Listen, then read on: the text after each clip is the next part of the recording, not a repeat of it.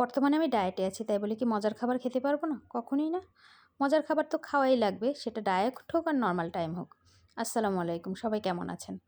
আজকে আমি খুবই মজাদার একটি মসুর ডালের চাপড়ি তৈরি করব। এটি আপনারা ডায়েট টাইমেও খেতে পারেন।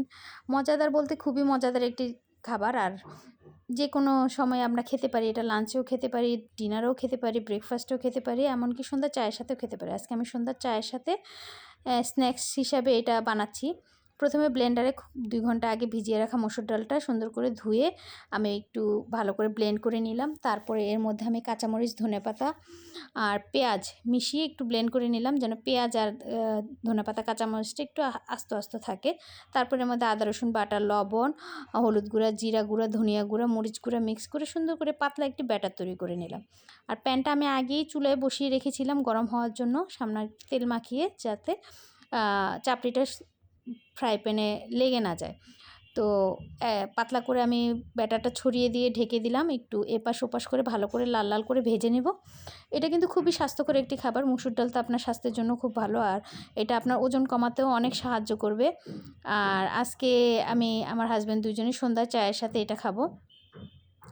আমাদের সন্ধ্যার নাস্তা এটা, আর আমি এটাই ডিনার হিসাবেও নিয়ে নেব। সন্ধ্যার পর আমি কিছু খাবো না, এটা একটু হেভিও হয়, সেজন্য আপনি ডিনার হিসাবেও নিতে পারেন। এই যে ওপাশ সুন্দর করে ভেজে নিব। এটা মসুর ডালের সাথে সব মশলা দেওয়াতে এটা থেকে আপনি কিছুটা ওই যে পেঁয়াজু টাইপের ফিল পাবেন। যদি ডুবো তেলে ভাজা হতো তাহলে এটা পেঁয়াজুই হয়ে যেত, কিন্তু আমি যেহেতু এটা একটু ডায়েটের খাবার হিসাবে বানাচ্ছি, সেহেতু আমি শুধু ফ্রাই প্যানে একটু তেল লাগিয়ে নিয়েছি। এটাতে তেলের পরিমাণও খুবই কম, সে কারণে আপনি স্বাস্থ্যকর হয়ে যাবে। আর এটি কিন্তু আমি খাবো খুবই মজাদার একটি চাটনির সাথে চাটনিটিও খুবই মজার একটি খাবার। আমি আপনাদের চাটনির রেসিপিটাও দিয়ে দিব। তো এখন সন্ধ্যার দিকে আমার হাজব্যান্ড অফিস থেকে আসার পরে আমি চা খাবো, আমরা চা নাস্তা একসাথে খাবো। বাচ্চাদেরকেও হালকা পাতলা স্ন্যাক্স তৈরি করে দিয়েছি। এখন আমি আপনাদের সাথে চাটনির রেসিপিটা দিচ্ছি। এই যে এখন আমি চাটনির জন্য কিছু ধনেপাতা পরিষ্কার করে ধুয়ে নিয়েছি, সাথে কিছু রসুন চামড়া বেছে নিয়েছি। এই যে ব্লেন্ডারে আমি ধনেপাতা দিয়ে দিচ্ছি, রসুন দিয়ে দিলাম কয়েক কোয়া। আর আমি যেহেতু ঝালটা খুব একটা খেতে পারি না, মানে আমরা কেউই ঝালটা খেতে পারি না, সেজন্য মরিচটা খুবই কম দিয়েছি, মাত্র 2টা কাঁচামরিচ দিয়েছি। আর সাথে একটু লেবুর রস দিব, তাহলে একটু টক টক ভাব আসবে, খুব ভালো লাগবে।